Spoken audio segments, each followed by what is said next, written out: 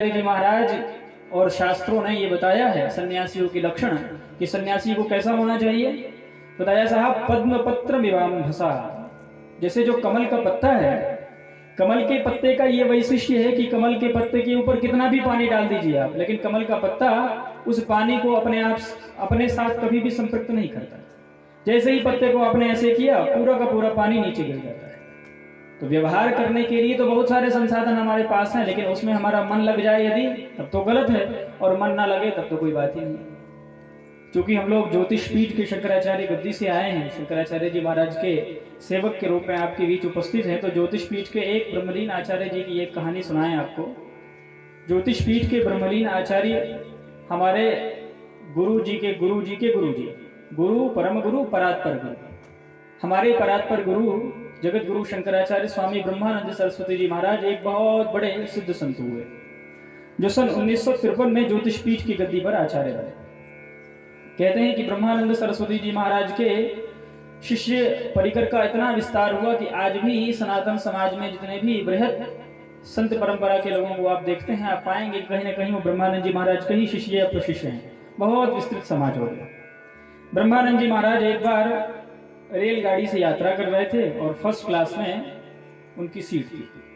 उनके सामने दो अंग्रेज बैठे हुए थे और वो भी उसी क्लास में महाराज जी के साथ जा रहे थे।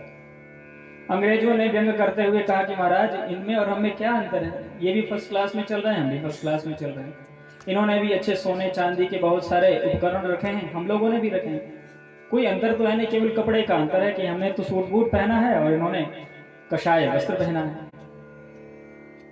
तो ऐसा व्यंग कर रहे थे। कहते हैं कि ब्रह्मानंद जी महाराज ने कुछ देर बाद खिड़की का ढक्कन खोला और अपने सोने की एक छड़ी उठा करके उस खिड़की से बाहर फेंक दी। फिर सोने की घड़ी निकाली, उसको भी बाहर फेंक दिया। ऐसे बहुत सारे जो उपकरण उनके पास थे उठा उठा के फेंकते गए। और फिर कुछ देर बाद उन्होंने इशारा करते हुए सामने जो बैठे सज्जन थे उनसे कहा कि अब आपकी बारी है, जरा कुछ अपना फेंक के दिखाइए। अब फेंकना तो बहुत दूर है साहब। वो कहा साहब महाराज जी, सब कुछ तो हो सकता है, ये हमसे नहीं हो सकता। तो ब्रह्मानंद जी महाराज ने कहा कि यही तुम में और हम में यही अंतर है।